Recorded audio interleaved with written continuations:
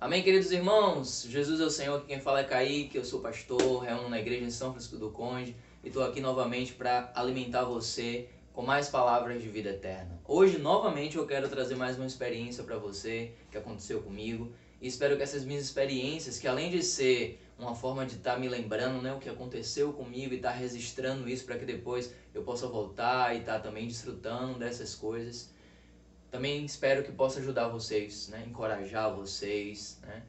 Todos nós somos encorajados, né? Por meio das experiências uns dos outros. E isso nos encoraja mesmo, né? A prosseguir. Diante de tantas situações que acontecem, amados irmãos, nós não podemos esquecer que tudo isso nos dá esperança. Eu não sei se vocês já fizeram isso, mas eu tinha um costume, logo depois da minha conversão, de buscar diante do Senhor algumas metas espirituais. Então, por exemplo, eu queria naquele mês ler aquele livro da Bíblia. Aí eu ia lá e lia. Eu queria naquele mês ler 2 livros espirituais, fora a Bíblia. Eu ia lá e lia, né? Eu queria apacentar alguém, né? Cuidar de alguém. Eu ia lá, anotava direitinho o nome da pessoa e ia lá. Reuniões, eu não vou faltar reunião esse mês, deixava lá tudo anotado. E a minha vida sempre foi muito corrida, né? Eu estudava, né? Fazia estágio e acabava isso no final da tarde, de noite tinha reunião. Então sempre era assim. Quando eu estava na escola, tinha escola, estágio, reunião. Quando eu saí da escola, faculdade, que às vezes era o dia todo, e reunião, né? Então nunca eu fiquei assim, com tempo sobrando na minha vida. Eu sempre quis ter, na verdade, né? Mas eu nunca tive a possibilidade de estar assim, sem tempo, né? Sempre eu estava muito ocupado, sempre fazendo muitas coisas. Fora as questões de casa, né? Que às vezes ainda ajudava minha mãe e tal. Mas eu sempre tive metas espirituais. E eu lembro, irmãos, que isso sempre me ajudou muito, né? Eu não contava pra ninguém, mas eu tinha dentro de mim essas metas.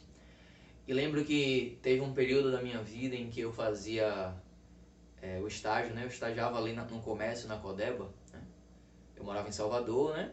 Estudava ali na Calçada, no ensino médio, e eu fazia o estágio na Codeba, né?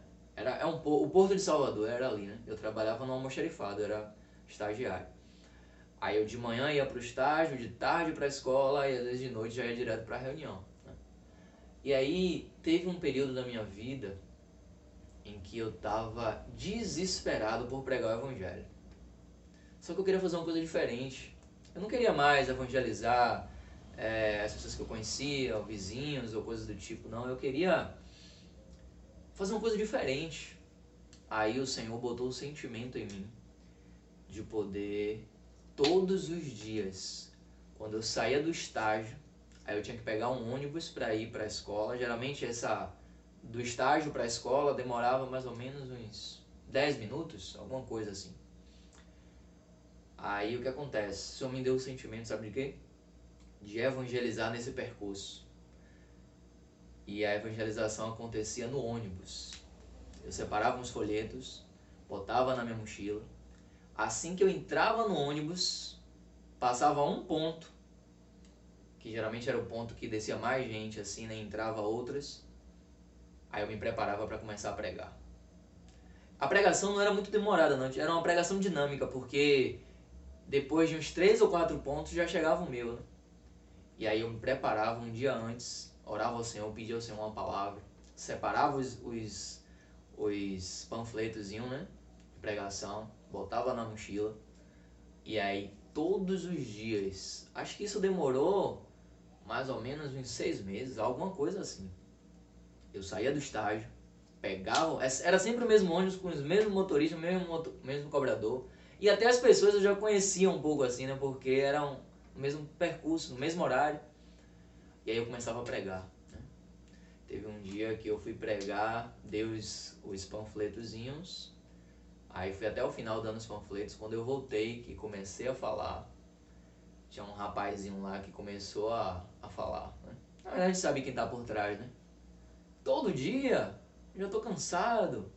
Todo dia eu recebo folheto, todo dia essa coisa da palavra de Deus. Não aguento mais, não sei o quê.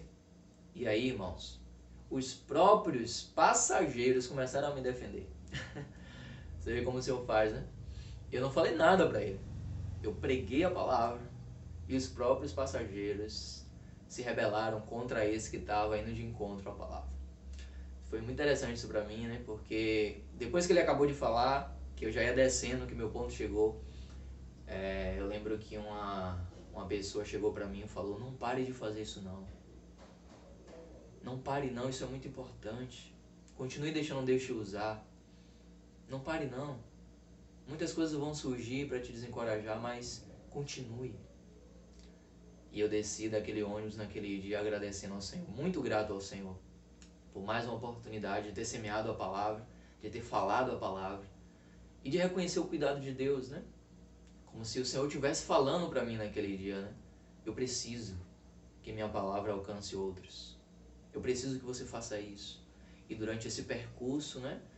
Foram dias muito maravilhosos, assim, né? Para mim enquanto pessoa mesmo, de ter essa experiência com o Senhor e saber que de fato o Senhor é aquele que cuida de mim.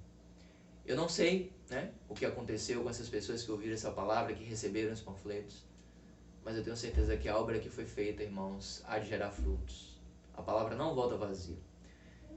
E essa experiência de fato marcou, né, um percurso meu de minha vida espiritual, onde eu estava bem firme no Senhor, né? E isso me ajudou muito a entender que desde aquele tempo o Senhor já precisava de mim. Então, que nós não possamos prender a palavra, né? Que nós não possamos ser aqueles que se calam, mas que onde nós estivermos, onde nós formos, não importa, né?